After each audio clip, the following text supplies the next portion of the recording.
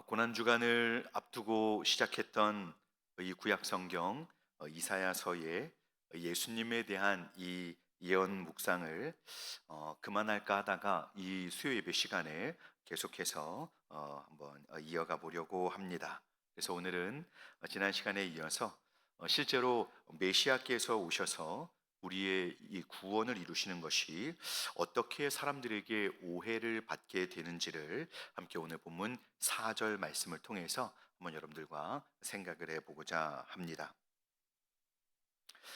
저희 4절 말씀을 다시 한번 같이 읽어볼까요? 오늘은 이 4절을 두 부분으로 나눠서 생각을 해보고자 합니다. 한번 같이 읽겠습니다. 시작.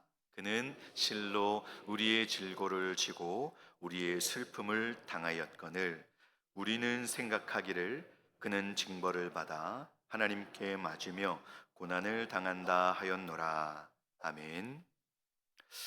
이사야 선지자는 먼저 상반절에서 메시아께서 오셔서 하신 일을 설명하면서 먼저 우리의 질고를 지고 우리의 슬픔을 당하셨다라고 명확하게 선포하고 있습니다.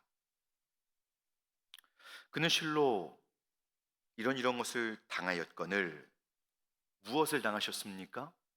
우리의 질고를 지고 우리의 슬픔을 당하신 것입니다. 자, 이어서 하반절은 이렇게 시작을 합니다. 우리는 생각하기를. 여기서 이 영어 성경을 보니까 그러나 우리는 생각하기를 이렇게 되어 있습니다. 영어 성경에는 이 역접의 접속사가 있습니다. 앞에 것과 정반대의 그런 내용을 말하겠다는 것이죠. 그러나 우리는 생각하기를 메시아 그는 하나님께 징벌을 받아서 고난을 받는 것입니다 라는 것이죠. 오늘 선지자는 이렇게 예수님께 대하여 이후에는 하나님이 의도하신 바, 하나님이 저희 모두를 위해서 예비해 주신 이 구원의 놀라운 선물과는 너무나도 상반된 반응을 이 하나님의 구원의 선물을 받게 될 사람들이 보이게 될 것이다라고 예언을 하고 있는 것입니다. 자, 그러면 본문의 의미를 두 번으로 나누어서 좀 생각을 해 보려고 합니다. 첫 번째는 이것입니다. 자, 첫째는 메시아가 누구이신지를 바르게 알 때 이 하나님이 보내신 고난받는 종, 이 우리의 구원자 메시아가 누구이신지를 바르게 알 때 그의 행하시는 일, 곧 오늘 우리의 질고를 지고 슬픔을 당하시는 이 고난의 성격을 바르게 이해할 수 있다라는 것입니다. 본문에 그는 저희가 잘 아는 바와 같이 메시아 곧 구원자를 말씀하고 있습니다. 메시아 그분은 하나님의 종으로서 하나님 백성들을 구원하시기 위하여 이 땅에 오신 예수 그리스도를 말씀하는 것입니다. 그런데 그분이 이 땅에 구원자로 오셔서 사셨던 삶을 간결하게 정리하자면 질고를 지고 슬픔을 당하는 삶이었다라는 것이 성경의 증언입니다. 예언한 바대로 그대로 이루어졌죠. 자, 여기서 예수님은 이런 삶을 사셨습니다.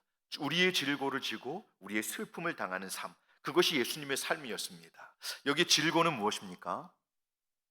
제가 어젯밤에 네이버에 물어보니까 병으로 인한 괴로움이다라고 저에게 알려주었습니다. 성경의 질고는 그런데 단순한 병이나 고통만을 뜻하지 않습니다. 한 목사님은 이 질고를 인간의 연약함, 죄로 인한 모든 결과를 아우르는 것입니다라고 설명을 하였습니다. 그러면서 예수님은 단지 육체적인 고통을 당하신 것만이 아니라 우리 인생의 죄로 말미암은 깊은 상처, 또 죄의 무게, 영적인 고통까지도 짊어지셨다라고 설명을 하였습니다. 저는 이 설명에 전적으로 동의합니다. 저희는 예수님을 메시아, 곧 그리스도라고 그래서 부르고 있는 거잖아요. 그러면 그리스도가 무엇입니까? 여러분, 그리스도가 무엇입니까? 그리스도는 기름 부음을 받은 자라고 하는 의미의 예수님의 이 직책을 말씀하는 것입니다. 메시아는 바로 이 그리스도로서 새 직분의 일들을 행하셔서 구원을 이루시는 분이시다라는 것입니다. 구약 성경에서 이 그리스도로 불릴 수 있는 이 세 직분이 실제로 존재했습니다. 여러분, 그리스도의 3대 직분 한번 들어보셨죠? 우리가 세례 교육을 받을 때 예수 그리스도의 3대 직분에 대해서 우리가 배웠습니다. 그것은 세례 교육에서 아주 중요한 부분인데요. 5장에 나오는 내용입니다. 바로 이 그리스도는 선지자, 제사장, 왕을 이렇게 보여주는 것입니다. 구약에서 이들은 기름 부음을 받고 세워지는 직분들입니다. 때로 선지자들은 하나님의 바른 말씀을 선포하다가 고난을 당하는 일들은 있었지만 그래도 사람들은 선지자라고 하면 그들을 존중하며 그 말씀을 따라서 행했습니다. 대제사장은 예수님 당시에 엄청난 권력을 행사하지 않았습니까? 왕은 뭐 말할 것도 없죠. 구약 시대뿐만 아니라 예수님 당시에 이 세 직분을 수행하던 사람들은 사실 떵떵거리면서 다른 사람들이 부러워할 만한 삶을 살았습니다. 유대 종교 지도자들 중에 있던 대제사장들은 당시 최고의 권력가들이었지요. 산헤드린 공의 일원으로 막강한 권력을 행사했습니다. 그리고 종교 지도자로서 다른 사람들에게 존경도 받고 또 사람들의 높임을 받는 자리에 늘 있었습니다. 왕은 또 왕으로서 자신의 이 왕권을 위해서 그렇게 왕권을 드러내며 살았습니다. 선지자들은 이렇게 왕과 제사장들에게 하나님의 말씀을 전하면서 사람들에게 존경과 두려움의 대상이었습니다. 자, 제가 왜 이 말씀을 드리냐면, 그런 3대 직분, 선지자, 제사장, 왕들 다들 떵떵거리며 살았는데 정작 진정한 그리스도이신 그 세 가지의 직무로 인해서 구원을 완성해야 하시는 예수님은 정작 어떤 삶을 사셨습니까? 우리의 질고를 지고 우리의 슬픔을 당하는 삶이 그분의 삶이었습니다. 이 진정한 그리스도이시지만 높임을 받기는커녕 질고를 지시고 슬픔을 당하시는 분으로 사셨습니다. 즉 고난의 삶이었던 것이죠. 이것을 예수님의 표현으로 들어보면 더 잘 이해가 됩니다.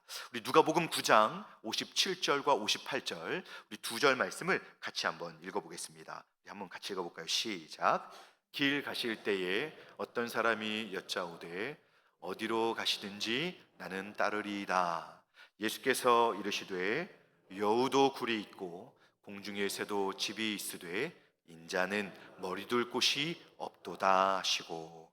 아멘. 여기서 인자는 이 그리스도 즉 구원을 이루시는 이 메시아 구주이신 자신을 드러내는 단어이죠. 인자는 머리둘 곳이 없도다.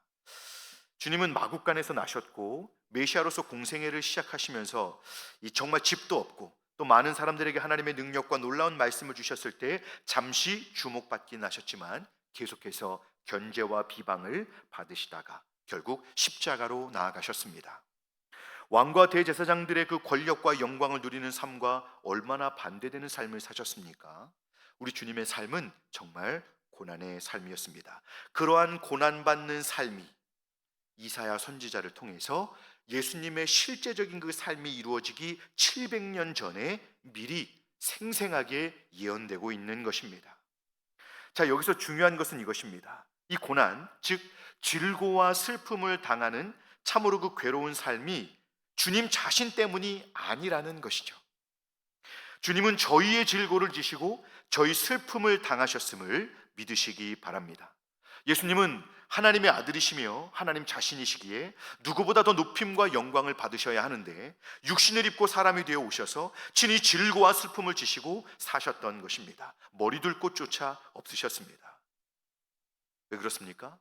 바로 저희 질고와 슬픔을 지시기 위함이었습니다. 바로 저희를 구원하시기 위함이었습니다. 예수님은 철저하게 하나님의 뜻과 구원을 위한 사역을 충분히 이해하시고 이 자신의 삶에서 하나님께 완전한 순종을 이루어 내신 겁니다. 구원을 주시기 위해서. 누구보다 참 자녀라고 말하기 부끄러운 저희들을 위해 구원을 주시기 위해서, 또한 어떻게 하나님 백성들이 이 땅에서 하나님의 말씀을 순종하며 살아야 하는가, 이것을 보여주시기 위해서 그 고난의 삶을 기꺼이 살아가신 겁니다. 저희 모두가 예수님을 알 때 하나님께서 저희의 이성을 일깨워 주셔서 성경대로 하나님의 말씀대로 이렇게 예수님을 하나님의 아들로 바로 알고 깨달으며 그 예수님이 정말 믿어지는 은혜를 말씀을 대할 때마다 우리에게 허락해 주시기를 간절히 소망합니다. 저희 모두는 성령께서 도와주지 않으시면, 조명하여 주시고 믿음을 주시고 예수님을 바로 보게 해주지 않으시면 그분 자신을 알 수도 또 믿을 수도 없는 자들입니다. 이제 믿음을 주셔서 예수님의 그 고난의 그 의미와 영광을 믿음으로 바로 보게 하신다면 저희는 주님을 모를 때와 이제 주님을 만났을 때와 똑같이 살아갈 수가 없습니다. 그럴 수가 없습니다. 늘 그저 이 신앙생활을 해도 편안했던 사람이 갑자기 이 십자가의 예수님을 만나게 되면 더 이상 이전의 삶과 똑같이 살 수가 없는 것이죠. 서울에서 사역을 할 때 한 부부가 있었습니다. 분명히 등록을 할 때는 여집사님이 저에게 남편을 소개하면서 우리 남편은 초신자입니다. 그래서 제가 남편을 교회에 데려갈 때마다 꼭 이 물가의 아들을 내놓는 것 같은 그런 심정입니다. 이렇게 이야기를 했습니다. 그런데 여러분 어떤 일이 벌어졌는지 아십니까? 이 마음이 늘 냉담하고 그 55분이나 되는 설교 시간을 늘 졸면서 보내던 그 남편분이 예수님의 은혜를 말씀을 듣다 제대로 경험한 거예요. 그래서 그 남편분은 은혜를 경험한 다음부터 새벽 예배를 출근 복장으로 양복 입고 넥타이 메고 나옵니다. 저는 처음에 설교하러 오셨나라고 생각했습니다. 알고 봤더니 그분이 기도하다가 그냥 출근하고 싶어서 그분은 양복을 입은 채로 오기 시작했습니다. 그러니 부부가 여러분 화목해졌을까요? 관계가 어려워졌을까요? 관계가 어려워졌습니다. 심지어 계속 살아야 할까라는 그런 걱정을 할 만큼 그 아내분이 저에게 상담을 해왔습니다. 목사님, 우리 남편이 너무 심각해지는 거 아니에요? 제가 볼 땐 지극히 정상입니다. 예수 그리스도의 십자가의 이 고난의 의미와 영광을 믿음으로 제대로 경험하고 나니까 남편분의 삶이 이제는 잔소리를 안 해도 됩니다. 그러니까 이제 아내분이 할 일이 없어진 거예요. 남편분이 알아서 모든 걸 다 해버리니까 아내분이 이제 설 자리가 없어지는 겁니다. 그럼 나에게는 왜 은혜가 아직? 이러면서 자기의 영혼을 위한 기도를 하게 되었던 것입니다. 하나님께서 우리에게 믿음으로 예수 그리스도의 이 고난의 의미와 영광을 보여주실 때는 성도는 그대로 동일한 모습으로 살아갈 수가 없는 것입니다. 자, 하지만 하나님의 아들이신 메시아께서 오셔서 사람으로서 감당할 수 없는 고난과 수치를 당하시는데 여러분 특별한 일이 무엇인 줄 아십니까? 세상은 그런 예수님에 대해서 궁금해하지 않는다는 것입니다. 왜요? 궁금해하지 않습니다. 하나님께서는 이 세상을 창조하시고 주관하시는 분이십니다. 그렇죠? 그런데 그 하나님께서 친히 아들을 보내주셨는데 사람으로 보내셨습니다. 그리고 세상의 모든 영광과 이 모든 존귀를 그 한 몸에 온전히 받으셔야 하는데 오히려 엄청난 고난과 수치를 당하도록 의도하시고 결국에는 십자가에 매다는 그런 놀라운 이해할 수 없는 일을 허락하셨습니다. 여러분 이것은 자연스러운 일입니까? 아닙니까? 자연스러운 것이 아니죠. 하나님의 아들이 오셨는데, 진정한 왕 중의 왕이 오셨는데, 창조주가 오셨는데 누구도 그 예수님을 경배하지 않았습니다만 아무도 이것이 자연스러운 듯이 그냥 넘어가지 이것을 여러분 다 문제 삼지 않습니다. 이 모습을 보고 아니 왜요? 이렇게 질문을 해야 되지 않겠습니까? 왜 하나님의 아들이 오셨는데도 이런 대우를 받으시고 왜 이렇게 죽으셔야만 하는 것입니까? 이렇게 물어보는 것이 정상인데 세상은 예수님에게 관심이 없습니다. 예수님에게 관심이 없습니다. 이렇게 고난을 당하신 이유, 왜 고난을 당하시는지, 고난을 통해서 무엇을 이루고자 하시는지 그건 다음 시간에 한번 말씀드리겠습니다. 오늘 본문에서 선지자는 하나님의 백성임에도 불구하고 세상 사람들은 그렇다 치더라도 하나님의 백성임에도 불구하고 메시아의 고난에 관심이 없는 사람들을 오늘 고발하고 있는 것입니다. 도무지 예수님에게 관심이 없습니까? 아니 왜요? 예수님이 하나님의 아들이신데 창조주이신데 우리의 구원자이신데 왜 이런 대우를 받으셔야 하십니까? 라고 궁금해하는 사람들이 없는 이것을 지금 선지자는 고발하고 있는 것입니다. 그러면 왜 사람들은 하나님께서 정하시고 또 자신 안에서 그 예언을 성취하신 예수님의 고난에 대해서 무관심하고 거부 반응을 갖는 것입니까? 그 이유를 선지자는 이제 하반절에서 설명하고 있습니다. 이제 둘째로 사람들이 예수님께 큰 오해를 이렇게 하게 되는 이유는 바로 이 사람들이 세상 정신의 영향을 받은 자신들의 생각을 하나님의 말씀보다 더 신뢰했기 때문입니다. 그래서 그는 실로 우리의 질고를 지고 우리의 슬픔을 당하였거늘 그러나 우리는, 하나님께서는 실로 우리의 구원을 담당했다고 하시는데 사람들은 그러나 우리는, 우리가 생각하기에는, 이렇게 하나님의 말씀과 별개의 생각을 가지고 있는 것입니다. 선지자는 바로 이것을 주목하고 있는 것입니다. 오늘 선지자의 관심은 바로 하반절에 있습니다. 그러나 우리는 생각하기를, 이것이 예수님은 우리의 구원을 완성하시기 위해서 이 땅에 오셨고 하나님 뜻에 완전히 순종하셔서 자신을 내어주셨습니다. 하나님으로서의 영광을 드러내지 아니하시고 오히려 슬픔과 질고를 지셨던 것입니다. 하지만 중요한 것은 우리는 생각하기를 예수님은 그 모든 고난을 하나님에게 징벌을 받아 지금 고난당하시는 겁니다. 이렇게 사람들이 생각을 한다는 거예요. 우리와 무관하다는 것이죠. 이것은 다시 말하면 이겁니다. 우리 생각에 하나님이 보내신 메시아가 아니기에, 예수님은 하나님이 보내신 진짜 메시아가 아니기에 거짓 메시아, 거짓말로 속이려고 했던 자이기 때문에 하나님의 형벌을 받고 이렇게 죽는 것입니다라고 생각하고 있다는 겁니다. 그는 실로 우리의 질고를 지고 우리의 슬픔을 당하였거늘. 다 필요 없고 예수님은 자신의 거짓말, 신성모독의 말들로 당연한 형벌을 받는 겁니다. 이렇게 딱 잘라서 말하는 것입니다. 오늘 선지자의 이 예언은 무엇입니까? 사람들이 예수님을 자신들의 생각으로, 또 당시 세상의 정신을 따라서 예수님을 거부하고 지독한 편견으로 대할 것을 예언해 주고 있는 겁니다. 성경에 기록된 하나님의 말씀을 있는 그대로 받아들이지 않고 오히려 자신들의 그 뿌리 깊은 편견과 또 욕망이 깊이 자리한 세상 정신을 따라서 예수님을 정죄하고 십자가에 버리게 된다는 겁니다.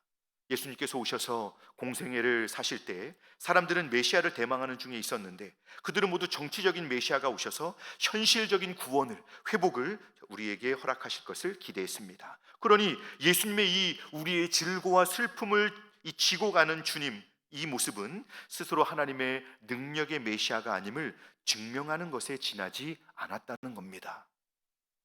주님 당시 사람들은 모두 세상 정신에 따라서 자신들의 메시아를 기다리고 있었으니 우리의 진정한 문제, 우리의 가장 시급한 문제, 언제 죽을지 모르는 우리들에게 가장 긴급한 문제를 해결해 주시기 위해 고난받는 종으로 오신 메시아를 결코 이해하고 받아들일 수 없었던 것입니다.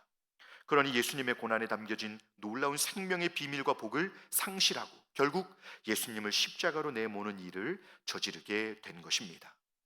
오늘 선지자가 지적하려는 문제점은 바로 하나님의 말씀을, 그 복음을 그대로 수용하지 않고 믿지 못하고 세상 정신의 영향을 받은 자신들의 편견과 욕구대로 말씀을 거부하고 잘못 적용한다는 것에 있습니다. 이것은 오늘 저희 신앙생활 속에서도 그대로 드러나고 있는 문제임을 알고 저희가 좀 주의해야 합니다. 왜냐하면 예수님을 믿는 오늘날의 수많은 교회들과 성도들이 예수님의 복음을 자신들이 편한 대로 재해석하고 또 세상 정신에 맞게 성경과 복음을 변질시키는 일을 이렇게 행하려고 유혹받고 있기 때문에 그렇습니다. 오늘 선지자는 그래서 저희에게 두 가지를 알려주고 있는 겁니다. 먼저는 저희가 하나님의 말씀을 있는 그대로 믿고 순종함으로 우리의 근본적인 문제를 해결하고 하나님의 안에 있는 참된 생명과 복을 누려야 한다는 것입니다. 예수님은 메시아로서 우리의 질고를 지시고 우리의 슬픔을 온전히 담당하는 삶을 사셨습니다.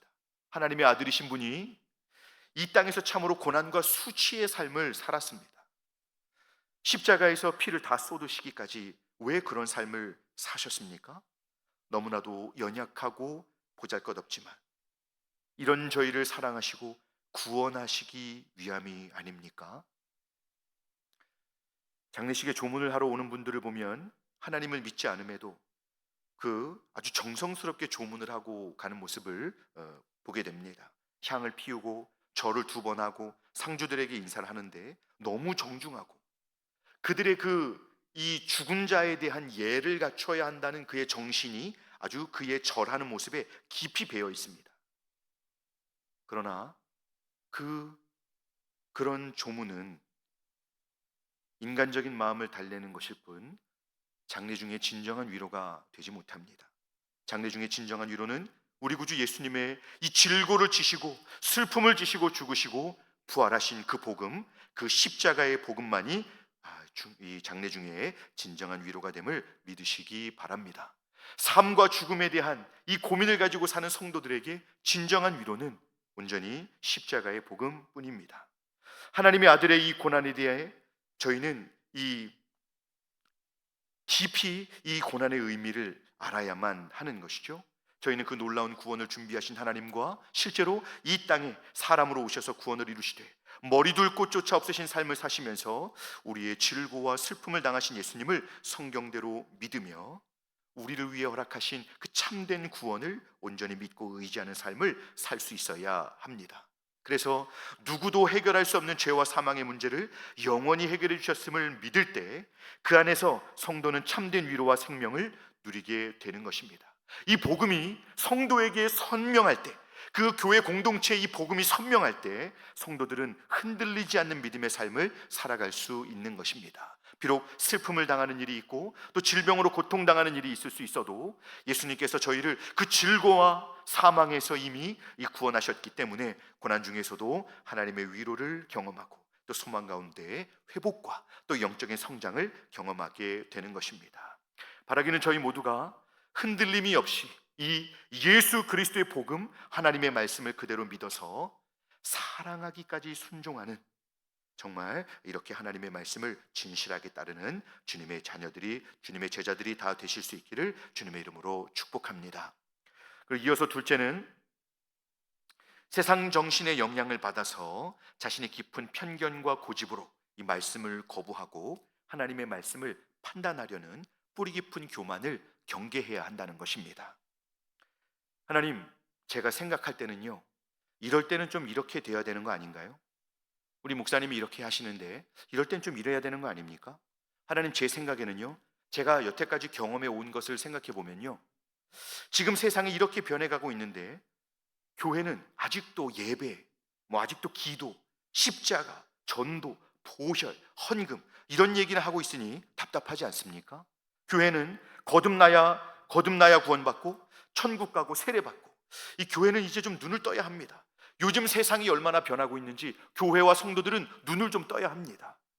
AI가 얼마나 지금 활성화되고 있는지 아십니까? AI에 100조를 투자하는 그런 시대가 됐습니다. 이제는 교회도 달라져야 되지 않습니까? 이렇게 질문하는 분들이 있습니다. 맞습니다. 물론 교회도 시대의 변화를 받아들여야 합니다. 하지만 그것은 저희가 믿는 하나님의 말씀의 본질과 신앙의 정신을 바꾸는 것이 아니라 이 변화되는 시대 속에서 더욱더 구원의 본질을 강화하고 더 유익하게 하도록 이 시대적인 변화를 우리는 선택적으로 수용하면 되는 것입니다. 이전에 없던 이 기기를 사용합니다. 예배 드릴 때, 여러분 지금 제 목소리 잘 들립니까? 좀 목소리가 작지 않습니까? 아닙니까? 너무 고개를 세차게 흔드시는데. 여러분, 좋은 기기를 사용하고 이전에 없던 좋은 건물과 좋은 여건 속에서 살아가고 예배를 드리게 됩니다. 그럼에도 불구하고 하나님의 말씀과 예수 그리스도의 복음에 대한 중심성은 옛날 신앙생활을 실하게 하던 성도들과 오늘 이런 좋은 환경 속에서 예배드리는 우리들, 여러분, 그 예수 그리스도의 복음과 또 그 주님의 중심성은 변하지 않고 오히려 더 견고해지고 더 뜨거워져야 함을 믿으시기 바랍니다. 저희가 모이는 방식과 규모 또 시간대가 달라질 수는 있지만 교회와 성도님들의 교제 속에서 흐르는 예수님의 생명과 은혜는 우리 안에서 여러분 변하지 말아야 하는 것입니다. 세상에 이런저런 새로운 가치들이 수준 높게 일어났으니 그러한 생각들을 교회가 다 수용해야 된다, 그것은 아닙니다. 여러분, 항상 교회는 기준이 하나님의 말씀이고 예수님의 복음이 기준입니다. 그래서 저희가 이 복음과 말씀을 기준으로 그런 것들을 잘 분별할 수 있어야 하는 것입니다. 그러기 위해서 이사야 선지자가 예언한 고난받는 메시아이신 예수님의 이 고난의 이 깊은 의미와 영광을 저희들이 여러분 더 깊이 알아야 합니다. 신앙생활이 여러분 주님의 이 놀라운 은혜를 더 깊이 경험하고 알아가면서 저희의 신앙도 더 성숙해지고 더 성장할 수 있어야 된다는 것입니다. 성령의 이 조명하심 안에서 하나님의 말씀을 보다 깊이 그리고 충분히 배우고 듣는 일에 힘써야 하는 것입니다. 세상 정신과 사람들의 이기적인 요구들에 의해서 하나님을 오해하고 또 편견에 사로잡혀서 교회를 혼란케 하는 일들이 없어야 합니다. 자, 그러기 위해서는 저희가 그럼 하나님의 말씀을 어떻게 배워야 할까요? 저는 깜짝 놀랐습니다. 설교하는 날 다음 날 큐티 학교를 개강합니다. 그래서 저희가 이 하나님의 말씀을 바르게 배우기 위해서는 큐티 학교에 오셔야 됩니다. 아무도 아멘을 안 하시네요. 여러분, 제가 조사하면 다 나옵니다. 제가 교적부를 내일 확인할 것입니다. 여러분, 이 큐티 학교 들어보셨습니까? 강의를 한번 들어보셨습니까? 안 들어보신 분들은 말을 하지 마십시오. 큐티의 맛을 보셔야 됩니다. 본문을 뚫어져라 들여다보면서 기도하고 거기서 하나님이 내게 주시는 하나님의 음성이 무엇인지를 기다리는 그 기다림의 시간, 그 시간을 혹시 가져보셨습니까? 안 해보셨으면 말을 하지 마십시오. 저는 안동에 와서 새벽 큐티에서 인생이 달라진 사람입니다. 안 믿으시죠? 네. 여러분, 제가 새벽 시간에 물론 이제 설교를 하기 위해서 이 본문을 보기는 하는데요. 이 큐티 시간을 갖는 이 시간이 여러분 너무 행복합니다. 여러분을 그 본문 속에서 여러분들을 기다리셨다가 만나 주시는 은혜의 하나님을 만나는 이 큐티를 경험하는 큐티 학교로 여러분들을 초대합니다. 다시 하겠습니다. 이 본문 속에서 하나님을 깊이 만나는 이 큐티의 감동을 배우는 큐티 학교로 여러분들을 초대합니다. 한 번만 더 하면 소리가 더 커질까요? 자, 여러분, 저희 모두가 이렇게 하나님을 알아가는 기쁨을 교회를 통해서 풍성히 누릴 때 성도의 삶은 비록 없는 것이 많아도 공허하지 않고요, 영적인 생기와 기쁨 그리고 인격과 삶에서 드러나는 믿음의 능력을 생생하게 경험하게 될 것입니다. 저희 모두가 큐티를 통해서 하나님의 말씀 안에서 이 풍성한 하나님의 은혜를 날마다 부유하게 누리는 저희 모두가 될 수 있기를 간절히 소망합니다. 말씀을 맺겠습니다. 여러분, 저는 설교를 하는 사람이지만 늘 마음에 간절히 바라는 것이 있습니다. 그것은 하나님의 말씀에 깊이 사로잡히는 것입니다. 그 은혜와 감동으로 이 씨름하던 이 아파하던 죄와 세상 근심이 다 사라지고요, 이 말씀 속에서 하나님을 깊이 만나서 그 큰 용서와 큰 위로와 이 미천한 것을 굳건하게 세워주시는 하나님의 사랑을 경험하고 고민하고 아파하고 불평하고 원망하던 자리를 훌훌 털어버리고 눈물을 훔치면서 하나님의 영광을 위해서 살아가고 싶은 그런 사무치는 이 가슴에 이 하나님을 향한 열심을 다시 경험하고 싶은 그런 마음이 늘 있습니다. 그럴 때 이렇게 저희가 그 하나님의 말씀과 또 말씀의 힘의 능력에 사로잡힐 때 저희는 세상 정신과 우리의 연약함을 이기고 하나님의 뜻을 이루며 살게 되는 것입니다. 바라기는 성령께서 저희 모두의 눈을 여셔서 말씀 안에서 예수 그리스도의 그 고난의 깊은 의미와 영광을 더욱 깊이 알게 해주시기를 간절히 소망합니다. 그래서 그 주님의 놀라운 은혜를 경험하고 부족하지만 하나님의 영광을 생명처럼 여기며 내게 있는 모든 것을 통해 하나님을 영화롭게 드리기를 결심하며 하나님 앞에 헌신하는 저희 모두가 되실 수 있기를 주님의 이름으로 축복합니다. 기도하겠습니다. 은혜로우신 하나님 아버지, 하나님의 말씀을 믿으면서도 세상의 요구와 변화에 흔들리며 내가 믿는 하나님을 부끄러워하고 사람들 앞에서 예수님을 부끄러워했던 것들을 용서해 주시옵소서. 하나님의 말씀을 믿고 순종의 삶을 사는 것을 소중하고 영광스러운 것으로 알지 못하고 무지와 편견으로 불완전한 상태로 의심과 이 불순종을 통해 하나님을 높여드리지 못했던 것을 주님 용서해 주시옵소서. 이제 성령의 도우심 안에서 저희 모두가 이 하나님의 말씀으로 더욱 충만케 되기를 간절히 소망합니다. 하나님 아버지, 더욱 기도하면서 하나님 말씀을 사모하며 또 저희가 말씀을 잘 배우게 도와주셔서 말씀 가운데 은혜를 받고 더욱 힘있게 순종하는 삶을 살 수 있도록 주님 도와주시옵소서. 그래서 점점 더 성도들을 이 혼란스럽게 만드는 신앙의 본질을 흔들려는 이 세상의 유혹과 시도들을 잘 분별하여 물리치고 날마다 예수로 충만하여 승리하는 믿음의 삶을 살아가는 저희 모두가 될 수 있도록 인도해 주시옵소서. 감사드리며 우리 구주 예수님의 이름으로 기도드리옵나이다. 아멘.